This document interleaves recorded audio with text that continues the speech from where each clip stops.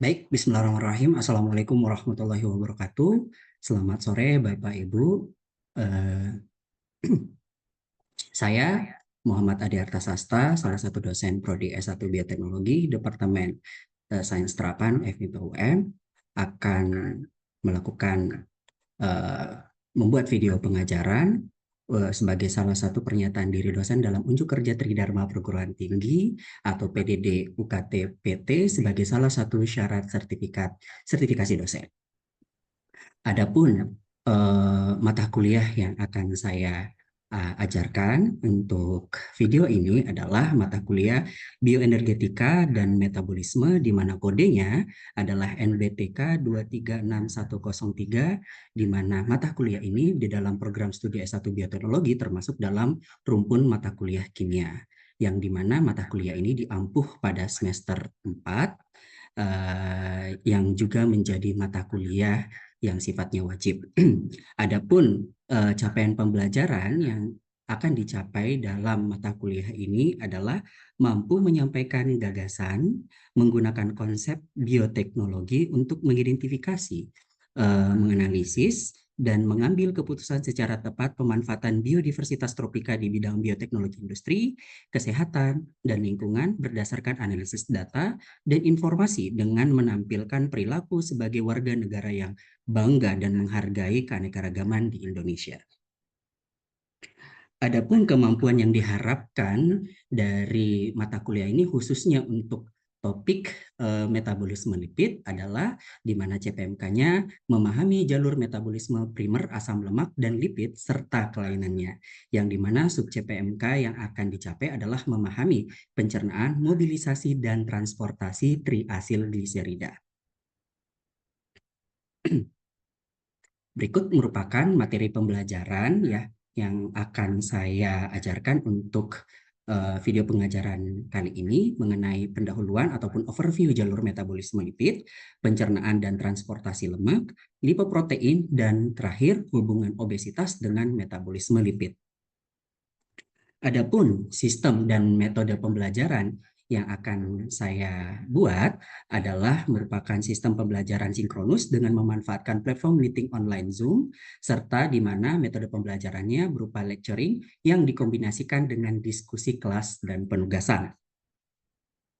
Di mana dalam mata kuliah ini memiliki sistem penilaian, diantaranya keaktifan itu akan diakumulasikan sebanyak 10%, proyek 50%, UTS 15%, UAS 20%, serta tugas nantinya itu adalah 5%, sehingga nantinya total nilai akhir itu merupakan jumlah dari keaktifan, proyek, UTS, UAS, dan tugas yang akan menjadi parameter kelulusan di mata kuliah ini nantinya.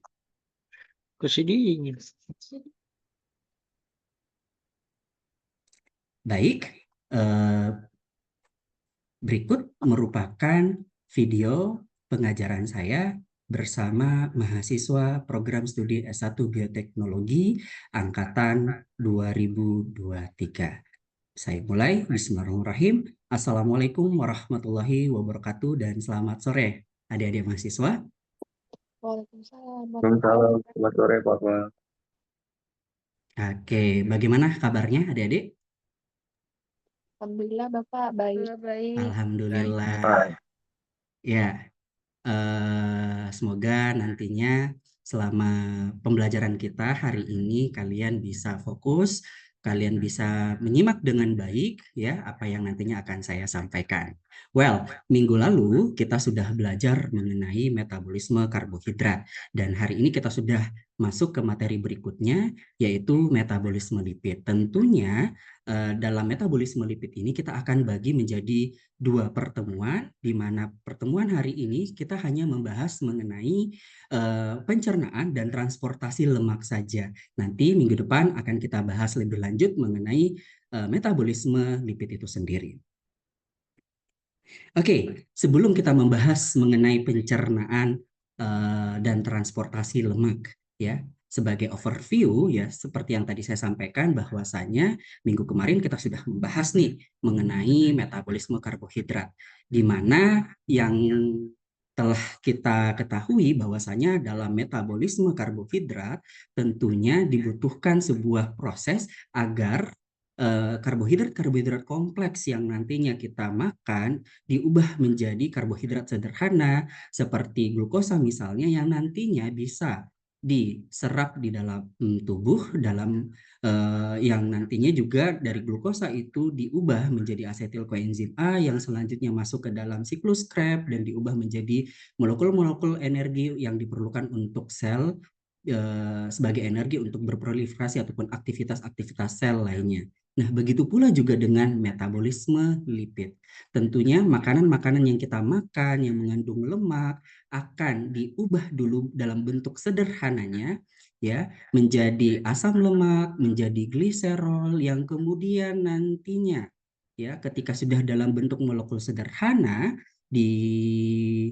masuk ke dalam sel ya sehingga nantinya bisa diproses kemudian atau dimetabolisme kemudian menjadi energi juga masuk ke dalam siklus Krebs ya dan diubah menjadi energi dan akan digunakan oleh sel-sel untuk melakukan aktivitas-aktivitasnya. Jadi seperti itu. Namun tentunya karena karbohidrat dan lipid merupakan makromolekul secara struktural berbeda, tentunya melibatkan ya reaksi-reaksi kimia yang berbeda juga, termasuk enzim-enzim yang akan terlibat selama proses pencernaan, selama proses metabolisme seperti itu. Ya, demikian pula juga dengan proteinnya nantinya akan kita bahas setelah metabolisme lipid. Oke, adapun submateri ya yang akan kita bahas untuk hari ini adalah mengenai pencernaan dan transportasi lemak yang kemudian nanti akan kita lanjutkan minggu depan yaitu oksidasi asam lemak, metabolisme senyawa keton, juga biosintesis lipid. Oke, sebelum kita masuk membahas mengenai bagaimana pencernaan lemak, tentu kita perlu mengetahui apa yang dimaksud dengan lemak. Oke, mungkin mahasiswa bisa flashback materi SFM ya, struktur fungsi molekul yang sudah diambil semester kemarin, seperti apa lemak itu? Ya, silahkan Adila. Baik, izin menjawab Bapak. Jadi yang dimaksud dengan lemak itu merupakan senyawa makromolekul yang salah satu fungsi utama itu sebagai sumber energi cadangan. Nah, lemak ini dia tuh juga terutama tersusun atas gliserol dan asam lemak. Oke, Bapak. good.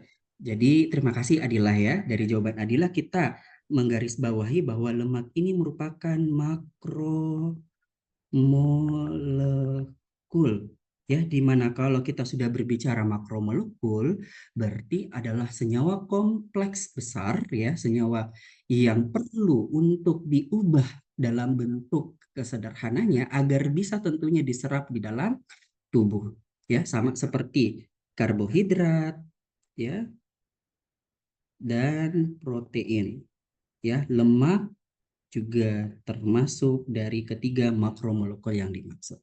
Oke, terima kasih Adila. Selanjutnya, ya di dalam tubuh lemak ini diserap ke dalam sel dalam bentuk senyawa apa? Izin menjawab, Bapak. Ya, silakan, Mbak Kadek. Jadi lemak ini nanti diserap ke dalam tubuh dalam bentuk asam lemak bebas dan monogliserida. Oke, nanti dari lemak ini terima kasih Mbak Kadek ya akan diserap di dalam tubuh menjadi asam lemak ya plus plus apa tadi Mbak Kadek? Monogliserida, Bapak. Oke, monogliserida. Artinya apa? Ya, ada proses ya yang terjadi di dalam tubuh kita sehingga lemak-lemak ini tadinya yang menjadi makromolekul atau senyawa yang besar ya diubah menjadi asam lemak dan monogliserida. Nah, proses-proses inilah yang terjadi di dalam tubuh kita ya sampai di mana nantinya makanan yang kita makan yang mengandung lemak bisa digunakan oleh sel-sel tubuh kita. Jadi sehingga jawaban tadi ya menjadi acuan kita, menjadi dasar kita dalam memahami sebenarnya bagaimana sih proses metabolisme lemak yang ada di dalam tubuh kita, yang dimulai dari proses pencernaan, ya, tentunya saat kita mengunyah dari mulut itu sendiri masuk ke dalam tubuh kita, melewati lambung, masuk ke usus halus, ya, kemudian diabsorpsi, lalu dimetabolisme, melewati sistem peredaran darah, masuk ke dalam sel, mengalami metabolisme untuk diubah menjadi energi. Oke, jadi seperti yang tadi kita sudah dengar jawaban dari Adila, ya, bahwasanya lemak adalah salah satu jenis makromolekul biologis yang termasuk dalam kelompok lipid, tersusun terutama dari gliserol dan asam lemak, yang di mana lemak yang paling umum di dalam tubuh dan makanan adalah trigliserida. Nah, seperti ini bentuk kompleks makromolekul yang kita maksud sebagai lemak, ya. Ini adalah triasil gliserida. Oke, ya, kalau kita lihat dari strukturnya tentu sangat kompleks, ya. Ya, ini tidak mungkin bisa langsung diserap di dalam tubuh. Ya, sehingga harus ada proses pencernaan oleh enzim-enzim tertentu sehingga bisa dipecah dan diolah di dalam tubuh menjadi asam lemak dan gliserol. Seperti itu. Oke, selanjutnya mari kita menyimak bagaimana lemak-lemak yang kita makan, ya, dari makanan itu tadi melewati proses pencernaan. Seperti yang kita ketahui, makanan-makanan yang kita makan itu tentunya biasa mengandung trigliserida, ya, fosfolipid, kolesterol, vitamin-vitamin juga yang larut lemak, misalnya A, D, E, dan K. Yang semuanya itu ketika masuk di dalam mulut kita tentunya akan dipecah oleh lipase lingual kita yang ada di dalam kelenjar ludah, ya, yang selanjutnya masuk ke dalam lambung mulai mencerna, ya, menjadi digliserida dan asam-asam lemak bebas lainnya, ya, yang terutama pada bayi nih, ya. Kalau kita tahu bahwasanya bayi, jadi selanjutnya adalah ketika sudah dicerna di dalam lambung kemudian masuk ke dalam usus halus, ya, seperti yang terletak pada gambar kiri yang bisa kalian lihat di slide. Ini adalah lambung, nantinya masuk ke dalam usus, ya, di mana nantinya ada yang kita sebut sebagai garam-garam empedu, ya, yang dapat membuat lemak-lemak tadi menjadi tetesan-tetesan kecil atau yang kita sebut sebagai granul, ya. Nah, di mana ketika sudah terbentuk granul-granul ini oleh enzim-enzim pencernaan seperti lipase pankreatik, kolesterol esterase, fosfolipase A2, itu nanti akan bekerja dalam memecah triasilgliserid itu tadi menjadi asam-asam lemak sederhana. Seperti itu. Oke, setelah kemudian, ya, dipecah, ya, triasilgliserida tadi menjadi asam-asam lemak sederhana yang kemudian nanti tentunya bisa diabsorpsi masuk ke dalam sistem peredaran darah. Nah, di dalam sistem peredaran darah, ya, asam-asam lemak tadi yang sudah triasilgliserida yang sudah dipecah tadi menjadi asam-asam lemak kembali digabungkan, ya, menjadi triasilgliserida kembali, ya, setelah masuk ke dalam sistem peredaran darah. Triasilgliserida. Nah, kita mengetahui bahwasanya di dalam sistem peredaran darah ataupun darah, ya, itu merupakan komponen yang bersifat polar, ya. Ini darah. Nah, triasilgliserida, ya, dalam mata kuliah SFM tentunya sudah pasti mengetahui bahwasanya triasilgliserida ini merupakan komponen non polar. Oke, bisa tidak komponen non-polar ini melewati sistem peredaran darah yang merupakan komponen polar? Tentu tidak bisa, ya. Oleh karena itu diharuskan ada senyawa-senyawa pengangkut, ya, yang mampu menyebarkan atau mendistribusikan triasilgliserida ini tadi yang sudah direkombine, ya, untuk melewati sistem peredaran darah dan nantinya akan masuk ke dalam sel. Nah, senyawa apa yang kita maksud sebagai pengangkut itu yang kita sebut sebagai lipoprotein. Jadi lipoprotein ini adalah salah satu senyawa kompleks, ya, yang dapat membantu transportasi lemak itu di dalam darah dalam bentuk dalam bentuk struktur seperti ini yang kita bisa lihat di dalam slide, bahwasanya ini adalah lipoprotein, di mana lipoprotein ini ada yang kita sebut sebagai apiloprotein, ya, ada yang kita sebut sebagai fosfolipid, ya, ada yang kita sebut sebagai kolesterol ester, ya, yang di mana lipoprotein ini itu banyak jenisnya, banyak klasifikasinya, ya, yang dapat mengangkut berbagai jenis lemak-lemak yang berbeda seperti itu. Jadi terutama misalnya kilomikron dan FLDL itu juga merupakan bagian-bagian daripada lipoprotein. Nah, analogi yang mudah yang dapat kita pahami bahwasanya adalah lipoprotein itu seperti kapal kargo, ya. Jadi kapal pengangkut, di mana nantinya kapal ini akan mengangkut trigliserida dan kolesterol-kolesterol yang sudah terbentuk di dalam sistem peredaran darah, ya, di mana kapal-kapal ini tentunya akan mengarungi air laut. Air laut ini kita bisa samakan dengan plasma darah, di mana kapal-kapal ini atau kapal kargo ini bisa mengarungi air laut karena dia memiliki pelindung kapal, ya, yang dimana kita sebut sebagai fosfolipid dan apoprotein. Nah, apoprotein inilah yang membuat kenapa kapal tersebut tidak tenggelam, atau kenapa lipoprotein ini bisa mengarungi sistem peredaran darah sambil membawa muatan-muatannya yang kita sebut sebagai trigliserida ataupun kolesterol seperti itu. Nah, lalu menjadi pertanyaan adalah bagaimana, ya, menentukan jenis lipoprotein yang akan mengangkut lemak. Nah, di sini perlu kita ketahui bahwasanya ada beberapa faktor yang dapat menentukan lipoprotein mana yang akan berfungsi, ya, bergantung dari bagaimana asal lemak itu ataupun jenis lemak itu. Apakah lemak ini berasal dari makanan ataukah disintesis oleh hati. Nah, kemudian yang menjadi parameter berikutnya adalah bagaimana tujuan dari transport tersebut. Apakah lemak itu akan disimpan, apakah digunakan untuk energi, ataukah akan dibuang. Nah, jenis lipoprotein ini nantinya akan menentukan bergantung bagaimana tujuan dari lemak itu kemudian.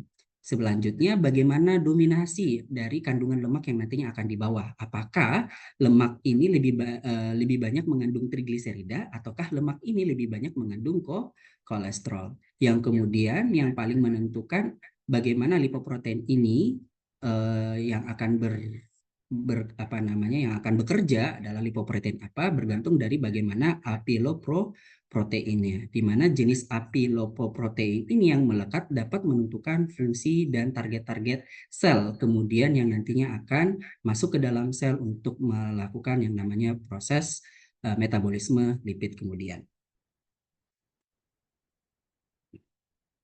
Sehingga bisa kita beralih ke bagaimana jenis lipoprotein dan fungsinya, ya, seperti yang tadi saya sampaikan bahwasanya untuk jenis-jenis lipoprotein misalnya seperti kilomikron itu nanti dibentuk di usus halus, di mana lemak-lemak yang diangkat ini merupakan lemak-lemak yang berasal dari makanan, di mana nanti fungsinya itu dapat mengangkut lemak tersebut dari jaringan tubuh, di mana lemak yang dominan adalah trigliserida. Dan jenis apiloproteinnya itu merupakan ApoB, ApoC, dan ApoI. Pak, bagaimana sih menentukan atau membedakan ApoB, ApoC, ApoI? Ya, ini kebetulan nanti akan kita bahas juga minggu depan, ya, lebih ke bagaimana struktur ApoB, ApoC, dan ApoI. Ya, jadi hari ini mungkin kita akan batasi, ya, supaya minggu depan bisa kita bahas lebih detail lagi mengenai struktur-struktur dari ApoB, ApoC, dan lain sebagainya. Dan kemudian misalnya FLDL, ya, jenis lipoprotein yang lain itu merupakan jenis yang dapat mengangkut lemak-lemak yang disintesis oleh hati, ya, ataupun endogen yang tidak berasal dari makanan. Ini yang berfungsi untuk mengangkut lemak-lemak ke jaringan tubuh, di mana lemak yang dominan adalah trigliserida. Ada LDL di sini, ya. Gimana dia akan mengangkut kolesterol hati, mengangkutnya ke sel tubuh, ya, di mana lemak dominan di sini adalah kolesterol ester. Dan ada HDL, ya, yang dimana mengangkut lemak kolesterol dari jaringan, mengangkut ke kebalikannya ya, kalau LDL tadi dari hati ke sel tubuh, ini dari sel tubuh ke hati seperti itu. Dan lemak dominan di sini adalah kolesterol. Sebagai ini ya, kata kunci untuk mengingat ya jenis-jenis lipoprotein apa yang nantinya akan bekerja. Bisa kita lihat di slide ini bahwasanya kalau kilomikron itu lemak dari makanan, FLDL itu lemak dari hati, LDL itu kolesterol ke sel, HDL itu kolesterol dari sel kembali ke hati. Oke, nah kalau kita baca-baca ya dalam banyak kasus kelainan-kelainan penyakit seperti kardiovaskular, itu katanya yang paling jahat itu adalah yang kita sebut sebagai lemak jenuh. Nah, lemak jenuh ini ada hubungannya dengan bagaimana lipoprotein yang bekerja. Jadi lemak jenuh ini nantinya akan meningkatkan kadar LDL di dalam darah, di mana kadar LDL ini tentunya dapat membuat darah-darah kita yang tadinya memiliki viskositas normal akan membuat viskositasnya menjadi lebih tinggi atau menjadi lebih kental, sehingga nantinya dapat memicu terjadinya penyakit kardiovaskular ataupun gagal jantung misalnya seperti itu akibat dari banyak mengkonsumsi lemak-lemak jenuh, di mana ya tadi ya kita sampaikan bahwasanya jenis lemak ini akan memicu aktifnya atau bekerjanya jenis-jenis lipoprotein tertentu, di mana lemak jenuh ini juga akan memicu meningkatkan LDL ya, sehingga LDL ini biasanya kita sering dengar sebagai lemak jahat seperti itu. Oke, nah masuk ke dalam hubungannya antara metabolisme lipid dengan obesitas seperti itu. Kalau kita lihat dari gambar ini ya, bahwasanya lipid ya, kelainan-kelainan metabolisme lipid yaitu dapat memicu terjadinya beberapa penyakit ya, mulai dari diabetes mellitus, mulai dari cancer ya, mulai dari cardiovascular disease, fatty liver disease dan lain sebagainya. Ini akibat dari ketidakseimbangan ya antara metabolisme karbohidrat, metabolisme lemak, dan metabolisme protein, sehingga menyebabkan terjadinya disfungsi atau kelainan yang ada di dalam tubuh. Seperti itu. Nah, maka dari itu penting untuk kita mengetahui bahwasanya homeostasis ya, atau keseimbangan di dalam tubuh, baik itu metabolisme lipid, baik itu metabolisme karbohidrat yang sudah kita pelajari minggu kemarin, ataupun metabolisme protein, sehingga menjaga keseimbangan di dalam tubuh kita agar tidak terkena penyakit-penyakit tertentu atau tidak meningkatkan resiko penyakit-penyakit tertentu seperti itu ya. Seperti tadi contohnya misalnya akibat karena mengkonsumsi makanan-makanan yang banyak mengandung lemak-lemak jahat sehingga dapat memicu terbentuknya atau meningkatkan produksi lipoprotein seperti LDL di dalam darah yang dapat memicu kekentalan darah atau viskositas yang tinggi sehingga dapat meningkatkan resiko terjadinya penyakit kardiovaskular. Pun juga demikian ya, overweight dalam hal ini ya sebenarnya seperti yang kita ketahui bahwasanya di dalam tubuh kita ya jumlah kalori yang perlu atau yang dibutuhkan oleh tubuh itu sudah ada batasnya, sementara metabolisme karbohidrat misalnya yang terlalu sering atau konsumsi karbohidrat yang berlebih itu dapat juga memicu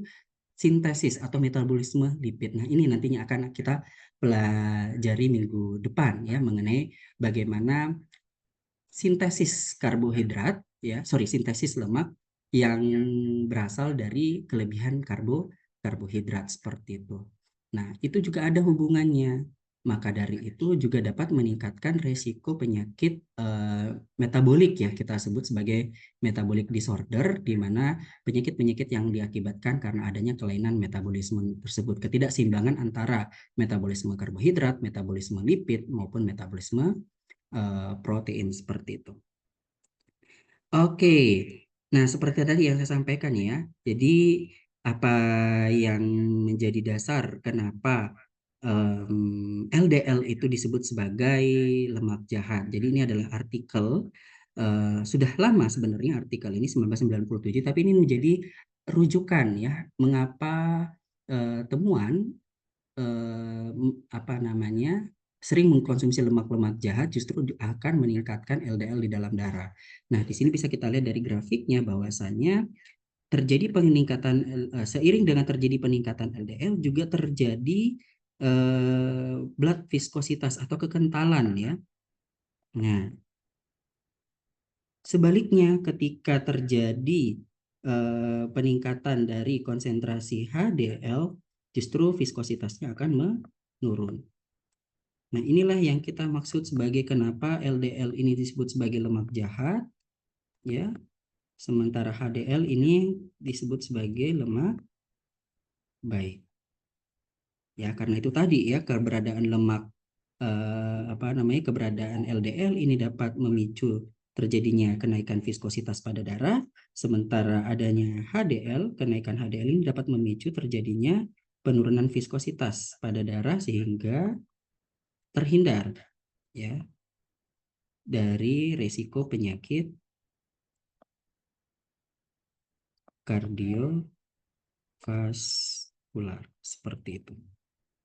Ya, jadi seperti itu yang bisa kita pahami bagaimana metabolisme lipid ya, dimulai dari pencernaan dan transportasi lemak. Pada intinya adalah bagaimana lemak-lemak itu nantinya masuk ke dalam tubuh, diubah dulu dari bentuk sederhananya ya melewati sistem pencernaan, kemudian masuk ke dalam peredaran darah yang kemudian nantinya diangkut oleh lipoprotein untuk selanjutnya diantar ke dalam sel untuk diubah menjadi molekul-molekul energi atau digunakan sebagai kalori bagi sel agar bisa beraktivitas. Nah, kemudian minggu depan kita akan banyak membahas bagaimana metabolisme lipid ya, utamanya beta oksidasi, bagaimana sintesis lemak dari kelebihan karbohidrat seperti itu, dan juga nantinya akan kita bahas lebih lanjut bagaimana ketika asetil koenzim A ini sangat-sangat kurang ya, atau bagaimana ketika dalam keadaan berpuasa atau dalam keadaan yang sangat-sangat lapar bagaimana selanjutnya metabolisme lipid yang terjadi. Itu juga nantinya akan kita bahas